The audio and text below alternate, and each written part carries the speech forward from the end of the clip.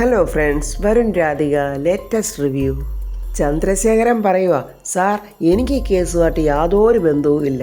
പ്രിയങ്കയെ തട്ടിക്കൊണ്ടുപോകാൻ ഞാൻ ആരെയും ഏർപ്പാടാക്കിയിട്ടുമില്ല. സാറേ, ഇത് അവളുടെ പണിയാ. ആ അഡ്വക്കേറ്റ് ആരതി വർമ്മയും അവളോടൊപ്പമുള്ള ഫിദ മേഡമില്ലേ, അവർ രണ്ടുപേരും കൂടി ചേർന്ന് കരുതി കൂട്ടി ഇവരെ രക്ഷിക്കാൻ വേണ്ടി ചെയ്യുന്നതാണ്. അത് കേട്ടപ്പോൾ SP പറയുക, ചന്ദ്രശേഖരൻ്റെ ആരോപണങ്ങളൊക്കെ കോടതിയിൽ തെളിയിക്കാം, അതിന് തടസ്സമൊന്നുമില്ല. പക്ഷേ പ്രിയങ്കയെ കൊന്നവർ പറയുന്നത് തൻ്റെ പേരാണ്, കണിമംഗലം ചന്ദ്രശേഖരൻ്റെ പേര്. ഇത് കേട്ട് എല്ലാവരും അങ്ങ് ഞെട്ടി വരച്ച് നിൽക്കുവാണ്.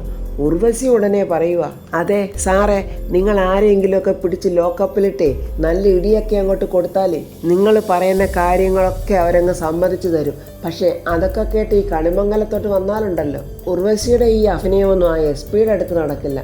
SP ഉടനെ പറയുക, മാഡം, ഇതുപോലെയുള്ള സിറ്റുവേഷൻസൊക്കെ ഞാൻ ഒരുപാട് കണ്ടിട്ടുള്ളതാണ്. പ്രിയങ്കയെ കൊന്നത് ചന്ദ്രശേഖരനാണെന്ന് വ്യക്തമായതുകൊണ്ടാണ് ഞാൻ ഇയാളെ അറസ്റ്റ് ചെയ്യാൻ വന്നത്.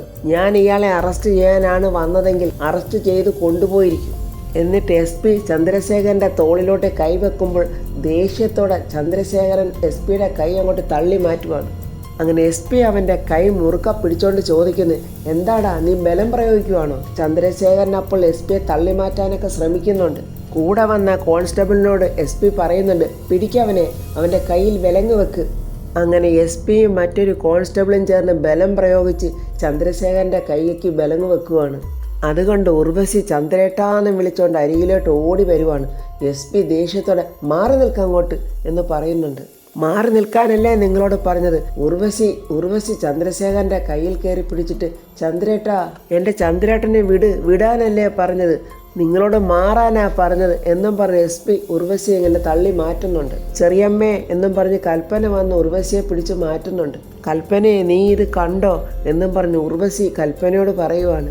SP പരമേശ്വരനോട് പറയുക, I am sorry mister Parameswaran, ഞാൻ നിങ്ങളുടെ അനിയനെ കൊണ്ടുപോവാണ്. ഉർവശിയാണെങ്കിൽ അവിടെ കിടന്ന് കരയുക, അയ്യോ എൻ്റെ ചന്ദ്രേട്ടനെ കൊണ്ടുപോകരുത്. അപ്പോൾ പരമേശ്വരൻ പറയുവാണ്, ചന്ദ്രശേഖരൻ ഇതിൽ തെറ്റൊന്നും ചെയ്തിട്ടില്ലെങ്കിൽ, നിനക്ക് ഉത്തമ ബോധ്യമുണ്ടെങ്കിൽ ഈ കേസിൽ നിന്നും അവൻ രക്ഷപ്പെടും. എനിക്ക് അത്ര മാത്രമേ ഇപ്പം പറയാൻ പറ്റൂ. അയ്യോ കൽപ്പനയെ, ഇവരെന്തായി ചെയ്യുന്നത്? ചേട്ടാ ഒന്ന് പറ ചേട്ടാ, ചന്ദ്രേട്ടനെ കൊണ്ടുപോകരുതെന്ന് എന്നൊക്കെ പറഞ്ഞ് ഉർവശി അവിടെ കിടന്ന് കരയുന്നുണ്ട്. അങ്ങനെ SPയും കൂട്ടരും ഒക്കെ ചേർന്ന് ചന്ദ്രശേഖരൻ്റെ കൈക്ക് വിലങ്ങൊക്കെ വെച്ച് അങ്ങനെ കൊണ്ടുപോവുകയാണ്. ചന്ദ്രേട്ടാന്ന് വിളിച്ച് കരഞ്ഞുകൊണ്ട് പിന്നാലെ പോകുന്നുണ്ട് ഉർവശിയും കൂടെ കൽപ്പനയും മറ്റുള്ളവരും കൂടെ പോകുന്നുണ്ട്. അങ്ങനെ ചന്ദ്രശേഖരനെ വിലങ്ങണിയിച്ച് ജീപ്പിനരികിലോട്ട് കൊണ്ടുപോകുമ്പോൾ ഉറക്ക നിലവിളിച്ച് കരയുവാണ് ഉർവശി. വാവിട്ട് നിലവിളിക്കുന്ന ഉർവശിയെ ചേർത്ത് പിടിച്ച് ആശ്വസിപ്പിക്കാൻ ശ്രമിക്കുന്നുണ്ട് കൽപ്പന. മറ്റുള്ളവരെല്ലാം ഇങ്ങനെ ടെൻഷനോടുകൂടി ചന്ദ്രശേഖരനെ തന്നെ ഇങ്ങനെ നോക്കി നിൽക്കുവാണ്. ജീപ്പിൻ്റെ അരികിലേക്ക് ചെന്നിട്ട് ചന്ദ്രശേഖരൻ ഇങ്ങനെ തിരിഞ്ഞ് ഉർവശിയെ നോക്കുക. അപ്പോൾ ഉർവശി എല്ലാവരോടും പറയുക, ആരെങ്കിലും ഒന്ന് പറ ചന്ദ്രേട്ടനെ കൊണ്ടുപോകരുതെന്ന്. അമ്മേ, ചേട്ടാ, നിങ്ങൾ ആരെങ്കിലും ഒന്ന് പറ. അവരാരും ഒന്നും മിണ്ടാതെ ഇങ്ങനെ നോക്കി നിൽക്കുവാണ്. അങ്ങനെ ചന്ദ്രശേഖരനെ ജീപ്പിൽ കയറ്റി SP കൊണ്ടുപോവുകയാണ്. അപ്പോൾ പത്മിനി പറയുവാണ്, എത്രയോ കാലം കൊണ്ട് ഒളിഞ്ഞും പതുങ്ങിയും ഈ കുടുംബത്തെ ദ്രോഹിക്കുവാണ്. എന്തായാലും അവസാനം സത്യം തെളിഞ്ഞല്ലോ. അത് കേട്ട് കൽപ്പന ചോദിക്കുക, അതെങ്ങനെയമ്മേ ചെറിയച്ഛനെ അറസ്റ്റ് ചെയ്തപ്പോഴേക്കും സത്യം തെളിഞ്ഞെന്ന് പറയുന്നത്? വരുണിനെ അറസ്റ്റ് ചെയ്ത് കൊണ്ടുപോയത് ഇങ്ങനെ തന്നെയല്ലേ? കൽപ്പന ഇങ്ങനെ പറയുന്നത് കേട്ട് ജയഭാരതിയമ്മ പറയുക, മോക്ക് അറിയാൻ വയ്യാത്തത് കൊണ്ടാണെങ്കിൽ ഞാൻ പറഞ്ഞു തരാം. വരുണിനെയും രാധികയെ അറസ്റ്റ് ചെയ്തുകൊണ്ട് പോയതേ സംശയത്തിൻ്റെ പേരില്ല. ചന്ദ്രശേഖരനെ അറസ്റ്റ് ചെയ്തതേ തെളിവിൻ്റെ ബലത്തിലും. SP പറഞ്ഞത് വെച്ച് നോക്കുവാണെങ്കിലേ ചന്ദ്രശേഖരൻ രക്ഷപ്പെടാൻ യാതൊരു സാധ്യതയില്ല. ഇത് കേട്ട് ഉർവശി കൽപ്പനയെന്ന് വിളിച്ച് കരയുവാണ്. ഉർവശിയുടെ കൈക്ക് പിടിച്ച് കൽപ്പന ഇങ്ങനെ സമാധാനിപ്പിക്കുന്നുണ്ട്. എൻ്റെ ചെറിയമ്മേ, ഒന്ന് സമാധാനിക്ക്. ജയഭാരതിയമ്മ ഇങ്ങനെ ആകെ ദേഷ്യത്തിൽ നിൽക്കുക. ജയഭാരതിയമ്മ പറയുന്നു, ഈ കുടുംബത്തിൻ്റെ അന്തസ്സ് അവനായിട്ട് നഷ്ടപ്പെടുത്തി, അത്ര തന്നെ. ജയഭാരതിയമ്മ ഇങ്ങനെ പറയുന്നൂടെ കേട്ട് ഉർവശി തലയിൽ കൈവച്ച് നിന്ന് കരയുവാണ്. പരമേശ്വരനും പത്മിനിയും രാധികയും വരുണും ഒക്കെ ഇങ്ങനെ ദേഷ്യത്തോടെ നിൽക്കുക. രാധികയാണെങ്കിൽ ശ്യാമയുടെ ഫോണിൽ വിളിച്ച് പറയുന്നു, മേഡം, ഇപ്പോൾ SP ഇവിടെ വന്നിരുന്നു, ചെറിയച്ഛനെ അറസ്റ്റ് ചെയ്ത് കൊണ്ടുപോയിരിക്കുക. മോളെ, അത് ആരതി വർമ്മ എന്നെ വിളിച്ച് പറഞ്ഞായിരുന്നു. ചന്ദ്രശേഖരൻ തന്നെയാണത് ചെയ്തത്, അതിൽ യാതൊരു മാറ്റവും ഇല്ല മോളെ. കോടതിയിൽ അത് വ്യക്തമായിട്ട് തെളിയിക്കാൻ ആരതിക്ക് കഴിയും.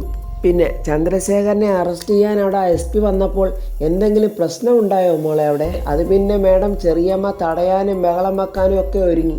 ചെറിയമ്മ കരഞ്ഞ് ബഹളം വെക്കാൻ നോക്കിയിട്ടൊന്നും ഓടൊന്നും നടന്നില്ല. അങ്ങനെ SP വിലങ്ങ് വെച്ചാണ് ചെറിയച്ഛനെ അവിടുന്ന് കൊണ്ടുപോയത്. അപ്പോൾ ശ്യാമ പറയുക, മോളെ തെറ്റിൻ്റെ ആഴം അത്രയ്ക്ക് വലുതാണ്. മോൾ അതൊന്നും കണ്ട് വിഷമിക്കേണ്ട യാതൊരു കാര്യവുമില്ല. ഒരു തെറ്റും ചെയ്യാതെ മോളെയും വരുണിനെയും അറസ്റ്റ് ചെയ്തുകൊണ്ട് പോയപ്പോൾ ഇയാൾ ഒരു കരുണയും നിങ്ങളോട് കാണിച്ചില്ലല്ലോ. സത്യത്തിൽ എനിക്കും വരുണിനും ഇപ്പോഴാ മേഡം ഒന്ന് സമാധാനമായത്. ഇതിനെല്ലാം യഥാർത്ഥത്തിൽ നന്ദി പറയേണ്ടത് മേഡത്തിനോടാണ്. അയ്യോ മോളെ, എന്നോടല്ല നന്ദി പറയേണ്ടത്, ഭഗവാൻ കൃഷ്ണനോടും പിന്നെ അഡ്വക്കേറ്റ് ആരതി വർമ്മയോടുവാ. ആരതി ചേച്ചി ഞങ്ങൾ പിന്നെ പോയി കണ്ടോളാം മേഡം, എന്നാൽ ഫോൺ വെക്കട്ടെ. ശരി മോളെ എന്നും പറഞ്ഞ് അവർ രണ്ടുപേരും ഫോൺ കട്ട് ചെയ്യുവാണ്. രാധിക അങ്ങനെ ഫോൺ കട്ട് ചെയ്തിട്ട് തിരിഞ്ഞു നോക്കുമ്പോൾ ദേഷ്യത്തോടെ ഇങ്ങനെ രാധികയെ തന്നെ നോക്കി നിൽക്കുവാണ് ഉർവശിയും കൽപ്പനയും കൂടി. ഉർവശി ദേഷ്യത്തോടെ രാധികയോട് പറയാ, എന്താടി വിളിച്ചു പറഞ്ഞോ എല്ലാവരോടും, എന്നിട്ട് നിനക്ക് എന്താടി കിട്ടിയത്?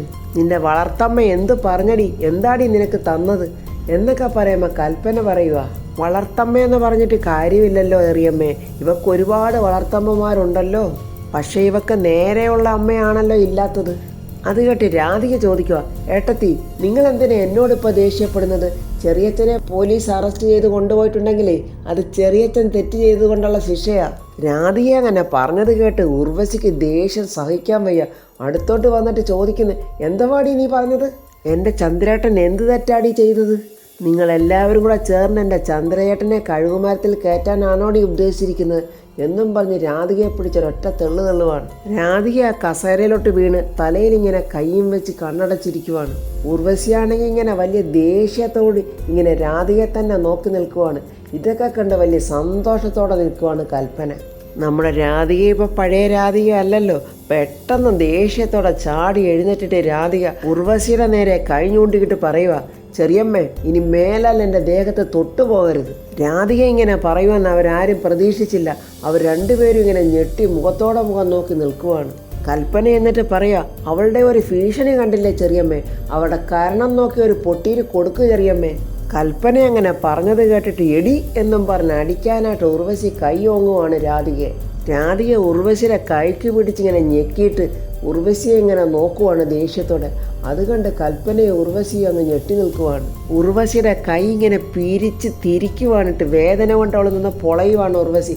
എടി വിടറി, എൻ്റെ കയ്യേന്ന് വിടറി എന്നിങ്ങനെ ഉർവശി വിളിച്ച് പറയുന്നുണ്ടെങ്കിലും രാധിക കയ്യേന്ന് വിടുന്നില്ല, ശരിക്ക് പിടിച്ച് മുറുക്കുന്നുണ്ട്. കൽപ്പനയ്ക്കും പറ്റുന്നില്ല ഉർവശിയുടെ കൈ രാധികയുടെ കയ്യിൽ നിന്നും പിടിച്ചു മാറ്റാൻ. എന്നിട്ട് ഉർവശിയുടെ കൈ വിട്ടിട്ട് രാധിക കൈവിരലിങ്ങനെ ചൂണ്ടിയിട്ട് പറയുക, പണ്ടത്തെ പോലെ നിങ്ങൾ എന്നെ എന്ത് ചെയ്താലും ഞാൻ പ്രതികരിക്കത്തില്ലെന്ന് ഇനി കരുതരുത്.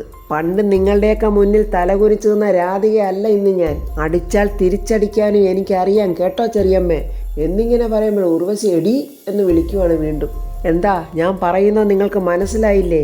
നിങ്ങൾക്ക് മനസ്സിലായില്ലെങ്കിലേ ഒരു പ്രാവശ്യം കൂടെ നിങ്ങൾ എൻ്റെ ദേഹത്തോട്ടൊന്ന് കൈവച്ച് നോക്ക്. വേണ്ട, ഇത്രയും നാളത്തെ കണക്കുകളെല്ലാം കൂട്ടിച്ചേർത്ത് ഞാൻ ചെറിയമ്മയ്ക്ക് അങ്ങ് തരും. പിണ്ടാപ്പൂച്ചയെ പോലെ ഇരുന്ന രാധികയാണോ ഇങ്ങനെ പറയുന്നത്? വിശ്വസിക്കാനാകാതെ കണ്ണും തള്ളി ഇങ്ങനെ നിൽക്കുവാണ് കൽപ്പന. രാധിക കൽപ്പനയുടെ അടുത്തോട്ട് വന്നിട്ട് ചോദിക്കുന്നു, എന്താ ഏടത്തി, ചെറിയമ്മയ്ക്ക് ചെയ്യാൻ പറ്റാത്തത് ചേട്ടത്തിക്ക് ചെയ്യണമെന്ന് തോന്നുന്നുണ്ടോ?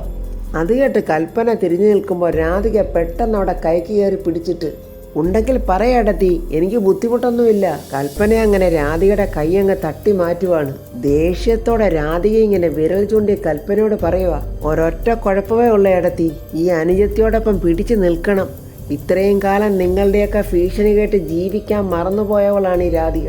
എന്നാലേ ഇപ്പോൾ ഞാൻ ജീവിക്കാനായിട്ട് വന്നവളാണ്. അതിനാരൊക്കെ തടസ്സം നിന്നാലും ആ തടസ്സമൊക്കെ എങ്ങനെ നീക്കണമെന്ന് ഈ രാധികയ്ക്കറിയാം.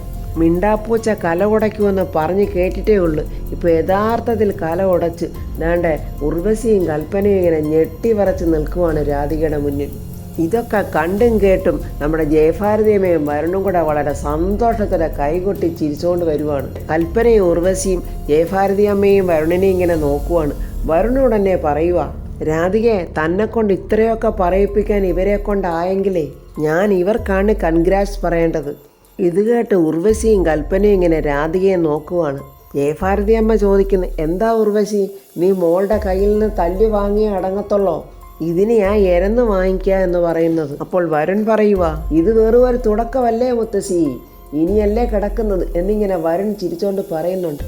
പുലിയെപ്പോലെ നിന്ന രണ്ടുപേരും നാണിച്ച് വിറച്ച് എലിയെപ്പോലെ അങ്ങ് തിരിച്ചു പോവുകയാണ്. വരുൺ പെട്ടെന്ന് രാധികയുടെ കൈക്ക് പിടിച്ചിട്ട് ചോദിക്കുന്നു, എന്താ വാടോ ഇതൊക്കെ? പിന്നല്ലാതെ മനുഷ്യനെ ദേഷ്യം പിടിപ്പിക്കുന്നതിനൊരു അതിരില്ലേ? ചെറിയച്ഛനെ പോലീസ് പിടിച്ചോണ്ട് പോയതിൻ്റെ ഉത്തരവാദിത്തം ഞാൻ പറയണമെന്ന് വെച്ചാൽ അതെങ്ങനെയാണ് ശരിയാവുന്നത്? ജയഭാരതി അമ്മ അങ്ങനെ സന്തോഷത്തോടെ പറയുക, എന്തായാലും നന്നായി മോളെ, ഇനി എല്ലാവരും നിന്നെ ഒന്ന് സൂക്ഷിച്ചോളും. അത് കേട്ട് വരുൺ പറയുക, മുത്തശ്ശി ഞാനും സൂക്ഷിച്ചോണോ? അതേ, നിന്റെ കയ്യിലിരിപ്പ് ശരിയല്ലെങ്കിൽ നീയും സൂക്ഷിക്കേണ്ടി വരും അല്ലേ മോളെ? അതേന്ന് തലയാട്ടുന്നുണ്ട് നമ്മുടെ രാധിക. വരുണും ജയഭാരതി അമ്മ അങ്ങനെ രാധികയെ തന്നെ നോക്കി ചിരിച്ചോണ്ട് നിൽക്കുവാണ്. റൂമിൽ വന്നിരുന്ന് ഉർവശി അങ്ങ് കരയുവാണ്. പൊട്ടിക്കരയുന്ന ഉർവശിയുടെ അടുത്തോട്ട് കൽപ്പന വന്നിട്ട് പറയുക, ചെറിയമ്മേ, സംഭവിച്ചത് ചെറിയ കാര്യമൊന്നുമല്ല. ഈ വീട്ടിൽ നിന്ന് ചെറിയച്ഛനെ വിലങ്ങ് വെച്ച് കൊണ്ടുപോയതേ നമ്മളൊക്കെ കണ്ടതല്ലേ. നമ്മുടെ മുൻപിൽ വെച്ച് മാത്രമല്ലല്ലോ, ഏട്ടൻ്റെയും അമ്മയുടെയും മുന്നിൽ വെച്ചല്ലേ എൻ്റെ ചന്ദ്രേട്ടനെ അറസ്റ്റ് ചെയ്ത് കൊണ്ടുപോയത്. എന്നിട്ട് അവരാരെങ്കിലും ഒരക്ഷരം മിണ്ടി ചന്ദ്രേട്ടനെ രക്ഷിക്കാൻ വേണ്ടി? ഇവിടെ ഇങ്ങനൊരു കാര്യം വരുണിനോ സൂര്യക്കോ ഉണ്ടായാൽ ചേട്ടൻ ഇടപെടില്ലേ? അവരോട് സംസാരിക്കത്തില്ലേ? ചേട്ടൻ തടസ്സം നിൽക്കത്തില്ലേ? എൻ്റെ ചെറിയമ്മ വിഷമിക്കാതിരിക്കുക. ചെറിയച്ഛൻ്റെ കാര്യമായതുകൊണ്ട് എനിക്ക് നല്ല ധൈര്യമുണ്ട്. ചെറിയച്ഛനെ രക്ഷിക്കാൻ ചെറിയച്ഛൻ അറിയാം. ചെറിയച്ഛൻ എന്തെങ്കിലുമൊക്കെ മാർഗം കണ്ടോളും. അങ്ങനെ ഒരു വിശ്വാസം എനിക്കും ഉണ്ട് കൽപ്പനെ എന്നിങ്ങനെ ഉർവശി പറയുന്നുണ്ട്. നീ കണ്ടില്ലേ ആ രാധികയുടെ അഹങ്കാരം? എല്ലാവരും കൂടി ചേർന്ന് അവളെ അടുത്ത് തോളത്ത് വെച്ചപ്പോഴേ അവൾക്കിപ്പോൾ എന്നോടും നിന്നോടും എന്തും ചെയ്യാമെന്നുള്ള ധൈര്യമായി. ഞാൻ കണ്ടു ചെറിയമ്മേ, അവൾക്ക് നമ്മുടെ കാൽ ചുവട്ടിൽ പോലും കിടക്കാനുള്ള യോഗ്യതയുള്ളവളല്ല. അങ്ങനെയുള്ള ഒരുത്തിയാ നമ്മുടെ നേരെ ഇന്ന് കൈവിരൽ ഞൂണ്ടിയത്. ചെറിയമ്മ ഇങ്ങോട്ട് വന്നേ, അവളെ ഇന്ന് അടിച്ച് ഈ കണിമംഗലത്തുനിന്ന് പടിയിറക്കി വിട്ടിട്ടേ ഉള്ളൂ ബാക്കി കാര്യം. അല്ലാതെ ഇനി നമുക്ക് വിശ്രമമില്ല ചെറിയമ്മ ഇങ്ങോട്ട് എഴുന്നേറ്റ് വന്നേ. അത് കേട്ട് ഉർവശി പറയാം, എൻ്റെ കൽപ്പനയെ നീ ഒന്ന് മിണ്ടാതിരിക്കുവോ? അതൊന്നും നിന്നെ കൊണ്ടാവില്ല. അങ്ങനെ നീ ശ്രമിച്ചാൽ നീ ഞാനും ആയിരിക്കും ഇവിടുന്ന് പുറത്തു പോകുന്നത്. അത്ര മാത്രമേ ഇവിടെ സംഭവിക്കത്തുള്ളൂ. അത്രയ്ക്കും അവൾ എല്ലാവരുടെയും മനസ്സിൽ കയറി ഇടം പിടിച്ചിരിക്കുവല്ലേ ഇവിടെ. പക്ഷേ ഇന്നവൾ സംസാരിച്ചതിന് ശിക്ഷ കൊടുത്തേ പറ്റൂ. ചന്ദ്രേട്ടനെ പോലീസ് പിടിച്ചുള്ളൂ. എന്ത് ചെയ്യാനും തയ്യാറുള്ള ഒരു മകൻ എനിക്കുണ്ട്. ഞാൻ അവനെ വിളിക്കട്ടെ എന്നും പറഞ്ഞ് ഉർവശി ഗൗതമിന്റെ ഫോണിലോട്ട് വിളിക്കുന്നുണ്ട്. ഗൗതം അങ്ങനെ ഫോൺ അറ്റൻഡ് ചെയ്യുമ്പോൾ ഉർവശി കരഞ്ഞുകൊണ്ട് പറയുന്നുണ്ട്, മോനെ, നമ്മുടെ അച്ഛനെ പോലീസ് അറസ്റ്റ് ചെയ്തുകൊണ്ട് പോയി മോനെ. മോൻ ഇത് വല്ലതും അറിഞ്ഞോ? അറിഞ്ഞമ്മേ, അറസ്റ്റിന് സാധ്യതയുണ്ടെന്ന് അച്ഛൻ എന്നോട് പറഞ്ഞു. അച്ഛനാണ് എന്നോട് മാറി നിൽക്കാൻ പറഞ്ഞതും. അച്ഛനെ രക്ഷിക്കാൻ ഒരു മാർഗം ഇല്ലേടാ മോനെ. അമ്മേ, ഞാൻ അതിനുള്ള ശ്രമങ്ങൾ നടത്തിക്കൊണ്ടിരിക്കുക. ഒരുപാട് പോലീസുകാരന്മാരെ ഞാൻ വിളിച്ചു നോക്കിയമ്മേ. നന്ദി കെട്ടവന്മാർ. സമയം നോക്കി എല്ലാ അവന്മാരും കാലുവാരിയിരിക്കുക.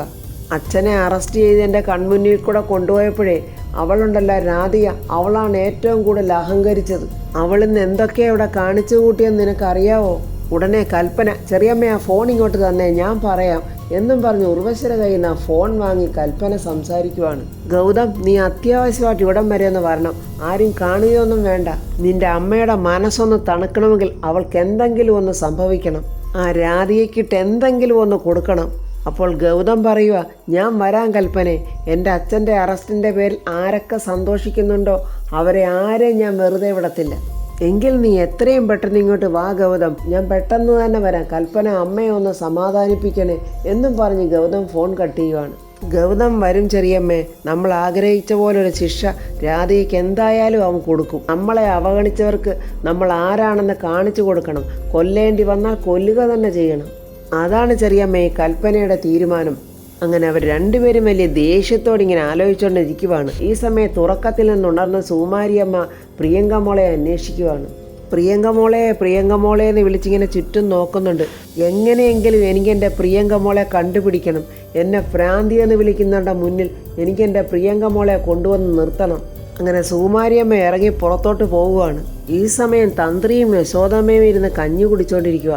ശബ്ദമുണ്ടാക്കാതെ സുകുമാരിയമ്മ അവരുടെ പുറകിൽ വന്ന് നിന്നിട്ട് പതുക്കെ ഇറങ്ങി വെളിയിലോട്ട് പോവുകയാണ്. സുകുമാരിയമ്മ ഇറങ്ങി പുറത്തോട്ട് പോയത് സന്തോഷത്തോടെ ഇങ്ങനെ ഭക്ഷണം കഴിച്ചുകൊണ്ടിരുന്ന തന്ത്രിയും യശോദയും കാണുന്നതുമില്ല. സുകുമാരിയമ്മ അങ്ങനെ നടന്നു പോകുമ്പോൾ ഒരു ഓട്ടോറിക്ഷ വരുന്നുണ്ട്. അത് കൈ കാണിച്ച് നിർത്തിയിട്ട് ഓട്ടോറിക്ഷയിൽ കയറുന്നു. അയാൾ ചോദിക്കുന്നത് എവിടെ പോകാനാണെന്ന്. അതൊക്കെ ഞാൻ പറയാം, നീ വണ്ടി എടുത്തോ. അപ്പോൾ അവിടെ പൈനാപ്പിൾ വിറ്റുകൊണ്ടിരിക്കുന്നത് ചേട്ടൻ ചോദിക്കുന്നത്, അതാ ദേവനാരായണൻ തിരുമേനിയുടെ അമ്മയല്ലേ? അപ്പോൾ ആ ചേച്ചി പറയുന്നുണ്ട് അതേന്ന്. അപ്പോഴയാൾ ഉറക്കെ പറയുന്ന, അയ്യോ അവരെ കൊണ്ടുപോകല്ലേ, തലയ്ക്ക് വെളിവില്ലാത്തതാ.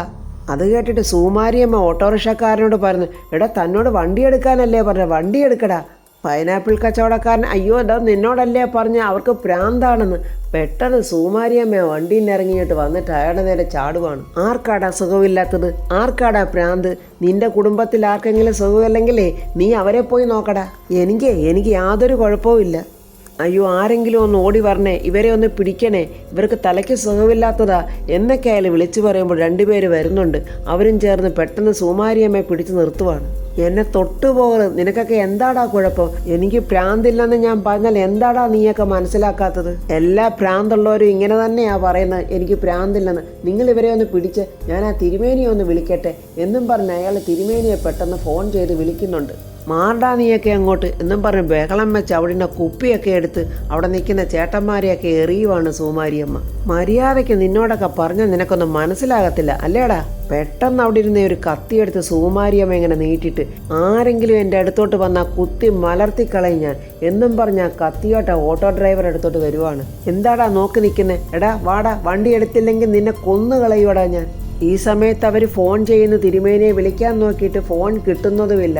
ഈ സുകുമാരിയമ്മ അവിടെ ബഹളം വെച്ച് പേടിച്ചിട്ട് ആ ഓട്ടോക്കാരൻ സുകുമാരിയമ്മയും കൊണ്ട് പോകുന്നുണ്ട്.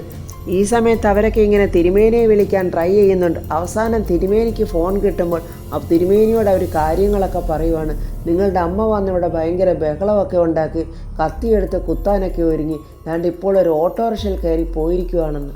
അവരെങ്ങനെ പറഞ്ഞത് കേട്ട് എന്ത് ചെയ്യണമെന്നറിയാതെ ദേവനാരായണൻ തിരുമേനി ഇങ്ങനെ ഞെട്ടിവിറച്ചിങ്ങനെ നിൽക്കുവാണ്. അപ്പോൾ ഫ്രണ്ട്സ്, സുകുമാരിയമ്മ ഓട്ടോറിക്ഷയിൽ പോയി എങ്ങനെയെങ്കിലും പ്രിയങ്കയെ കണ്ടുപിടിക്കുമോ, അതോ അതിനു മുമ്പ് തന്നെ സുകുമാരിയമ്മയെ ദേവനാരായണൻ തിരുമേനി കണ്ടുപിടിച്ച് വീട്ടിൽ കൊണ്ടെത്തിക്കുമോ എന്നൊക്കെയുള്ള റിവ്യൂമായി നമുക്ക് നാളെ കാണാം. എൻ്റെ ഈ റിവ്യൂ ഇഷ്ടപ്പെട്ടാൽ ലൈക്കും കമൻസും, സബ്സ്ക്രൈബ് ചെയ്യാത്തവർ സബ്സ്ക്രൈബ് ചെയ്യണേ.